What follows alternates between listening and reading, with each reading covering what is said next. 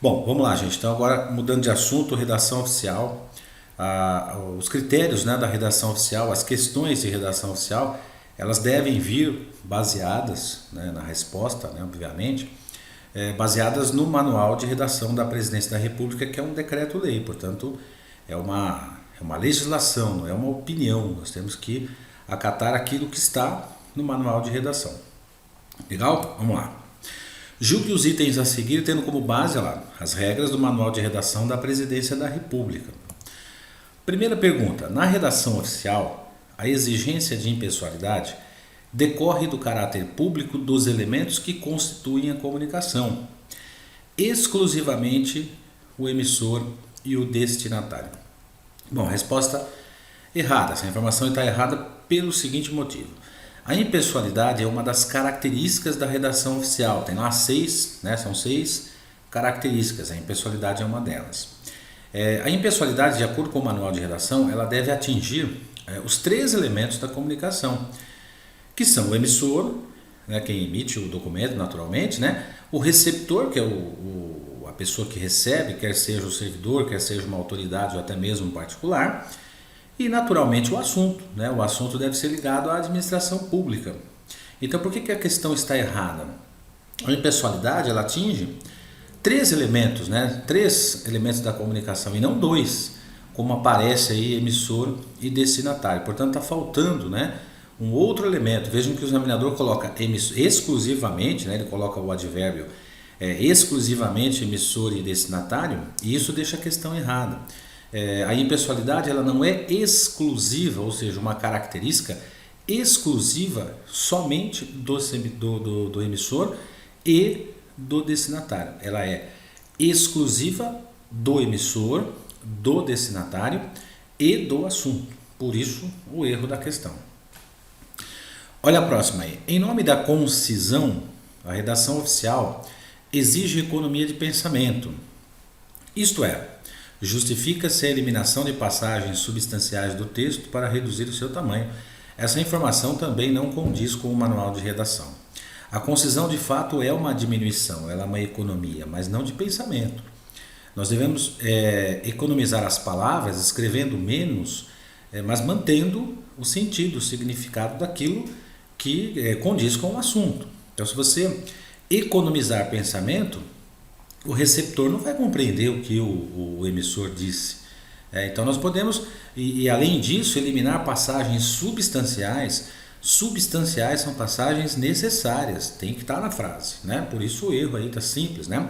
Reduzir o tamanho, não nesse sentido, mas reduzir o tamanho no sentido da quantidade de palavras, né?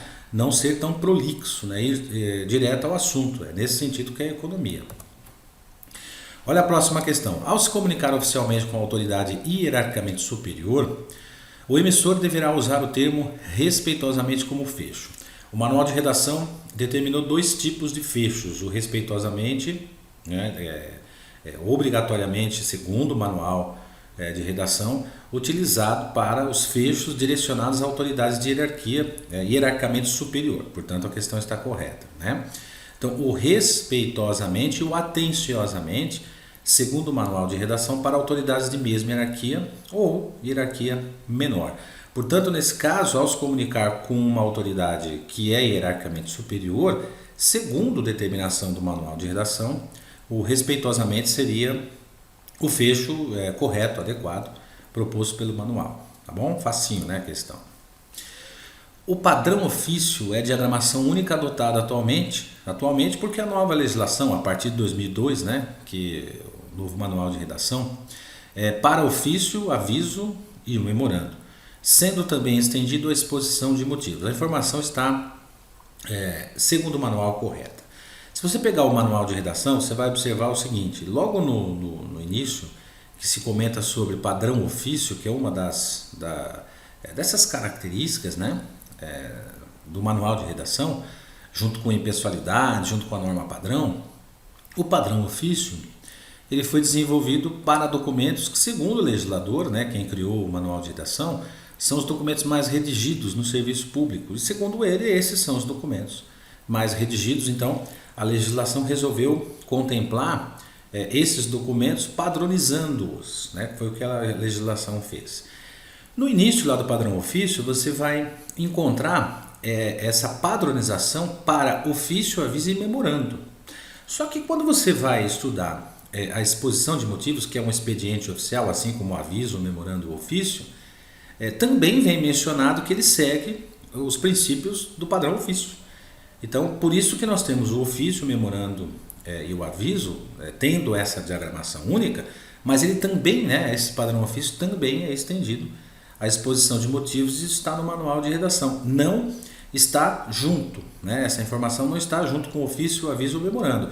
Ela está separada. Então, se você estudar a exposição de motivos, você vai encontrar na exposição de motivos o conceito, o que é esse documento, quem são as autoridades competentes para expedi-lo. E você vai encontrar também no manual de redação, e vem isso de forma explícita, segue o princípio, não necessariamente com essas palavras, mas o princípio do padrão ofício. Por isso que é estendido a ele também.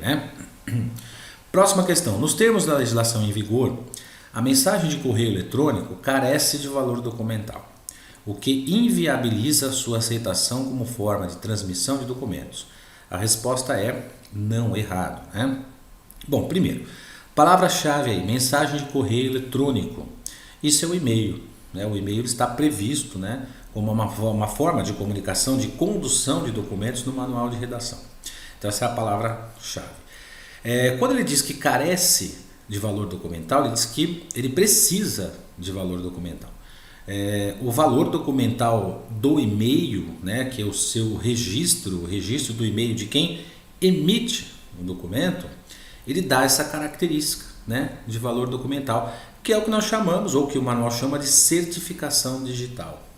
Essa falta de certificação digital retira o valor documental, ou seja, o documento ele é enviado, mas ele não é caracterizado como se o original fosse.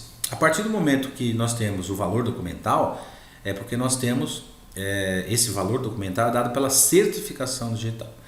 Então, com a certificação digital do e-mail de quem emite o documento chega ao seu destino como se o original fosse. E por que está errado? Porque de fato carece, ela realmente precisa desse valor documental, mas não inviabiliza, ao contrário, viabiliza. Então esse prefixo in do viabilizar é que está deixando a questão correta. Se você tirar esse prefixo in, aí muda de errado para certo. Então é uma questão que envolve também a interpretação dos elementos da gramática aí. Questão de número 6. No que se refere à impessoalidade da redação oficial, é dispensável a ausência de impressões individuais de quem comunica e de quem recebe. Bom, na verdade não é isso, Essa informação está inadequada. Aquilo que eu havia comentado já na primeira questão com vocês aqui. A impessoalidade é uma característica que atinge são três elementos da comunicação: quem emite, quem recebe e o assunto. Essa ausência de impressões individuais, que é dispensável, é ao contrário, é indispensável.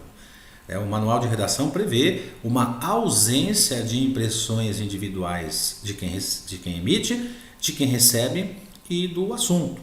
O que seria isso? Quem vai emitir o assunto, ele vai propor, quem vai emitir o documento, ele vai colocar o nome dele, o cargo, no final do documento. E quem recebe, para quem recebe, ele vai indicar com o nome da pessoa também. E o assunto tem que ser ligado à administração pública. Um autor de um documento público não vai enviar um documento para um outro servidor convidando esse servidor para um churrasco na casa dele, porque o assunto não seria da administração pública, obviamente.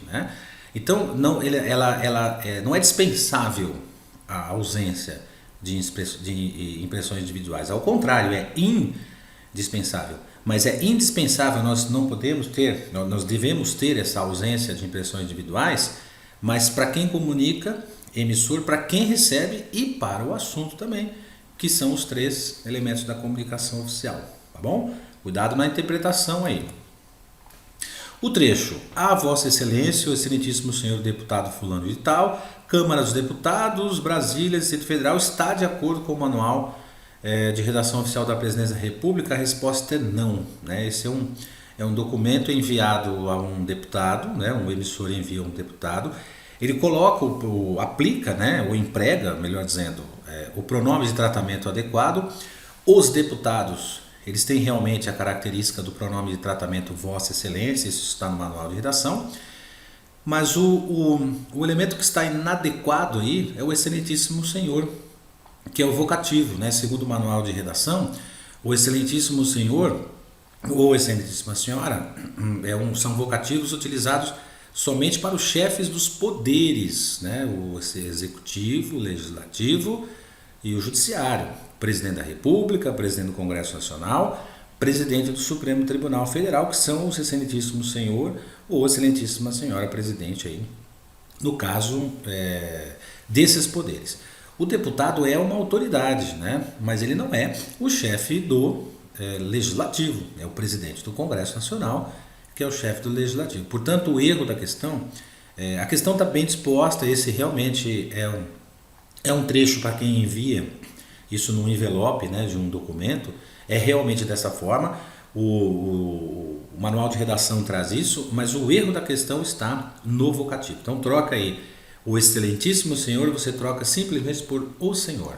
Então a Vossa Excelência, o Senhor Deputado fulano de tal. Próxima, a exposição de motivos. Denominada interministerial, trata-se de um documento oficial redigido por mais de um ministro de Estado. Realmente, é isso mesmo, né? E é um expediente oficial que admite a assinatura de apenas uma dessas autoridades. Vejam, por que está errada a questão? Realmente existe esse tipo de expediente oficial que é a exposição de motivos interministerial. A exposição de motivos ela é um documento que é de exclusividade dos ministros de Estado. Segundo o manual de redação oficial, quando o ministro de Estado ele vai se comunicar exclusivamente ministro de Estado e autoridades de mesma hierarquia, que é o que diz o manual de redação, né? Então nós temos lá os ministros de Estado e, segundo o manual, autoridades de mesma hierarquia que podem propor a exposição de motivos, são os competentes para redigirem esse tipo de documento e enviar esse documento ao presidente da República ou ao vice-presidente da República.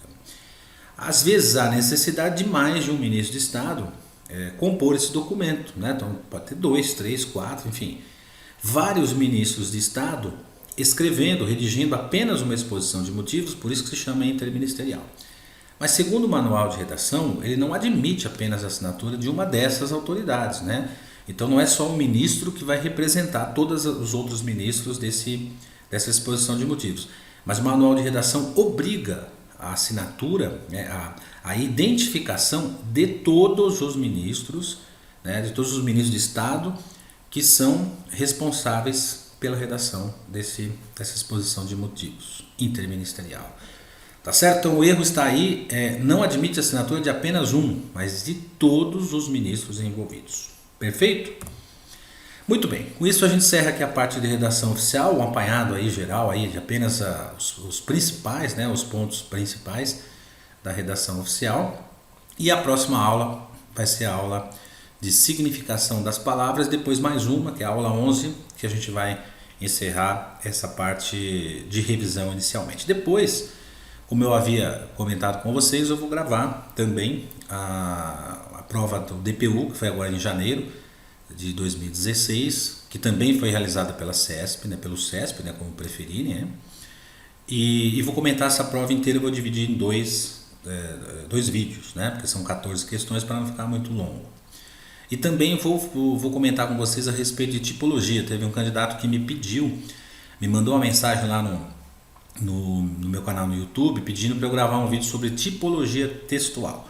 Então vou atender o pedido desse candidato também, e também vou gravar um vídeo extra sobre tipologia textual para vocês aí na reta final, tá bom? Então bons estudos na redação oficial, a gente se encontra já já aqui em significação das palavras, a parte interpretativa. Um abraço.